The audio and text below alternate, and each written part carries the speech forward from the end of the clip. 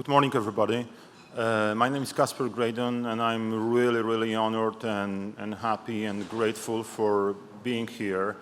It's certainly one of the very best, probably on the Olympic podium of all of the conferences that I've ever had a chance to speak at, and I'm really serious about it. I'm not saying that just to be nice, but it also makes me really nervous. And for the people watching me online, I expect that some of my friends are watching me. This will be the first time in my life that I will be using notes, and I'm quite ashamed of that.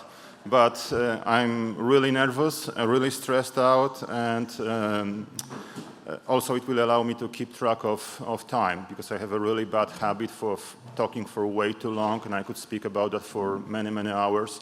But I will try to keep myself on the leash and just fit into the time I've got.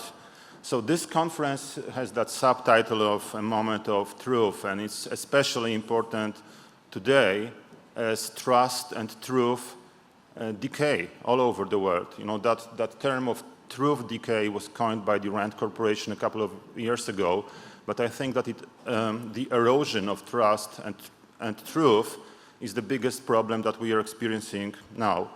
And disinformation that I'm going to focus primarily on today is nothing new. It's been with us throughout history, but it's definitely on the rise today. It's weaponized in hybrid warfare and asymmetric conflict, as we all know, using the best, clearest example of the unprovoked war of Russia against Ukraine. It affects public health systems, as we've seen not only recently during COVID, but even 20 years ago during the original SARS epidemics of 2003. It brings new waves of conspiracy theories, and it gives fuel to the madness of the anti-science movements worldwide. Living in that environment, especially more and more in the online environment, utilizing technology that's all around us, people are lost and confused. They start to question everything and distrust everything. And disinformation exacerbates societal divisions. It undermines trust in democratic systems of government and alliances. It leads to depolarization, and depolarization is more and more prevalent in our world, in our countries, because of the technology. And the algorithmic models that we experience while using the technology, like social media, for example, make us more vulnerable to manipulation. As we more and more often we operate as we all know, in the echo chambers and impermeable belief and information bubbles. So is there anything we can do about that? So I'm quite pessimistic about removing this information from our lives entirely, but there's certainly a lot that we can do to prevent or mitigate its consequences, to somehow diffuse that disinformation to some extent. So contrary to the title of my presentation in the program, I will not focus on technology only, because I think that we must employ a more holistic, like a multimodal approach to tackle disinformation. There is nothing like a silver bullet or a magic wand, like a tool, a technological tool that will, remove this information from our lives. So in order to make our work more effective, we have to apply that multimodal, holistic, and interdisciplinary approach to prevent disinformation effectively. And the first thing that I'm going to talk about really briefly is education. And I will give you one of the tools, one of the examples in a second. So, when you hear that term, especially from an academic-based person like I am, okay, education, the usual suspect, a cliché and naive approach. But actually, I think it's quite contrary. I think that education, however naive it might sound, is a key to tackle disinformation. And if we do not start early, like educating people early, maybe down to kindergarten age, it's already too late. And media literacy and critical thinking should be applied from the very, very early age, like some countries, like for example Finland or Estonia, as far as I know, do. So an hour ago, Sophia raised the idea of gamification in education and in prevention, and I absolutely agree with that. So I'm just going to show you another tool. So I'm currently work at the University of Colorado, Boulder, collaborating with the Center for the Study and Prevention of Violence. And this center runs several, over 100 violence prevention programs that I do my research on, trying to sort of recalibrate them from tackling violence to disinformation prevention. And one of the really interesting programs and tools that they use is called Shakespeare and Violence Prevention Tour, that addresses students from the very early age, from 3rd grade of primary school up to the end of high school, where the students learn about safe and effective intervention strategies that they can use when they experience or see injustice or mistreatment happening around them in school or at home. So professional actors perform a Shakespeare play in school, and this is followed by a classroom workshop where students connect situations from the play to the situations in their own lives. And over 130,000 Colorado State students went through that program, and the research shows a very high effectiveness of them being aware of the problems, knowing how to address them, knowing how to report them, and how to understand them. And I think that we can apply the very similar approach, especially for young kids, when we talk about disinformation, conspiracies, gossip, rumor, and those kind of behaviors. And of course, it can be culturally calibrated to a specific country that needs that, but I think Shakespeare is a really good tool regardless of the country that we are working on. So the traits of gossip and its consequences of rumor or disinformation, we can find them in Othello, in Hamlet, in Much Ado About Nothing, in Julius Caesar, or The Winter's Tale. The second, like more hardline approach is regulation. And yesterday, several of the speakers at this conference raised that issue. And technology lawyers, and by the way, this is not an endorsement, but again, this is from the same university that I'm based at now, CU Boulder. They have a law and technology center called Silicon Flatirons. And I would recommend that you have a look at their website because they offer every couple of weeks open seminars and conferences about technology law, technology regulation, disinformation, and those issues, and it's usually free. The only problem is 9 hours difference from Athens, which makes me still jet-lagged because I came just a few days ago. But anyway, technology lawyers, not necessarily there, but worldwide, have been working on technology regulation for quite a long time. Because you know, we all know that technology that we have today supports the spread of disinformation, so it must be regulated.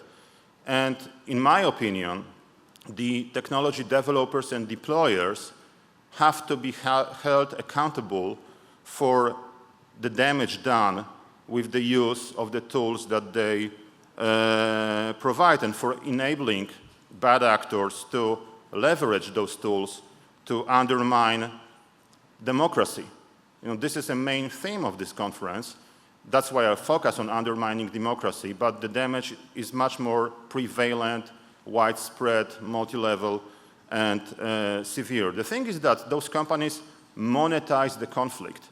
They have financial business incentive, not in peace and order, everything is nice and clean and everybody likes each other. The more conflict there is in online discussions, for example, the better for the business model. And by the way, they actively reinforce that conflict by reinforcing information bubbles and supporting them by algorithm-fed content that we get.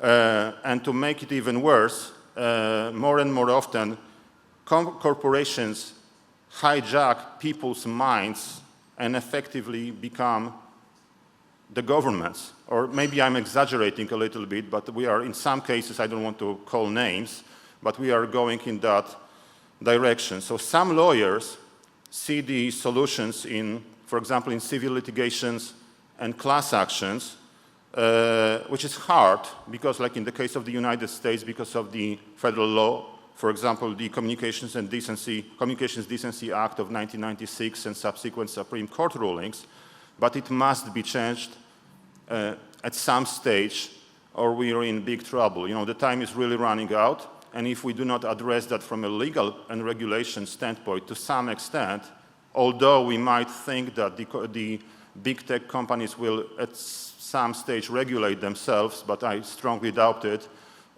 this might be one of the plausible tools and ideas. And finally, the technology.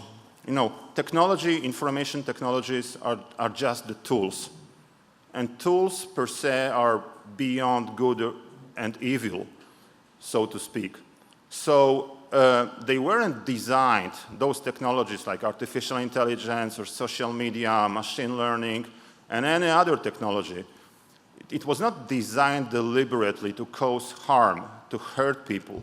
But sooner or later, somebody will find its dual use, and somebody like bad actors will hijack that technology and recalibrate it creatively in a way either unforeseen or unexpected or ignored by the creators, by the developers, and by the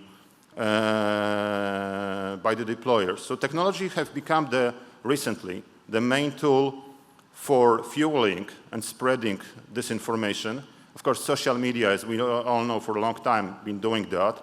But more recently, artificial intelligence and machine learning technologies with their potential to perform, for example, open source intelligence-based target selection, tailored messaging preparation, and finally, enabling for the creation of deep fakes, the highly realistic audio and video impersonation. They are becoming a viable tool for creating and spreading disinformation. But luckily, the same technology can be used to, because it's like a double-edged sword, like another cliche statement, but it's true.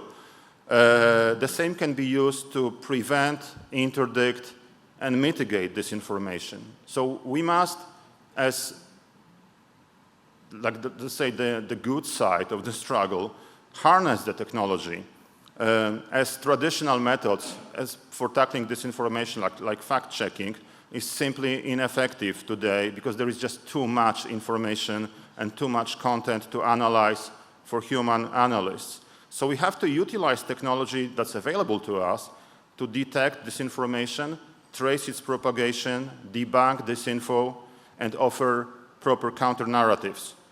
So we are currently, my team in Warsaw in Poland, because I also work at the Warsaw University of Technology, we work on full speed on a modular system of tools that is using artificial intelligence, data science, machine learning, intelligence analysis, and semantic analysis of natural languages for proactive detection of false information in electronic media and for tracing its routes of propagation online. The problem is that currently the current large language models are biased linguistically towards the English language, and the huge problem that it creates is for the so-called underrepresented languages, which, by the way, are the majority of world languages. So our aim is to build a model that is, as I would call it, language agnostic. So we aim for that language agnostic model that will take into account not only the linguistic features of this information, how to highlight or flag this info, but will take into account the user's interaction with the content, which is, it was proved scientifically that it's different when the user deals with the true information or false information or extreme forms of content. So how they deal with that? The graph approach we employ. The graph approach is basically, in a nutshell, how the information spreads through the network. And again, I know I'm a stupid person, but my colleagues are from hardcore physics and mathematics, and the proof that they deliver is that the false information and true information spread to the network in a different way. And finally, and I'm just need 30 seconds, we apply so-called multimodal approach. So we study not only the text, but also the images, video, audio, to make the better predictive model. And I hope that if I'm lucky enough to be invited next year, I will be able to present you the full working model next October.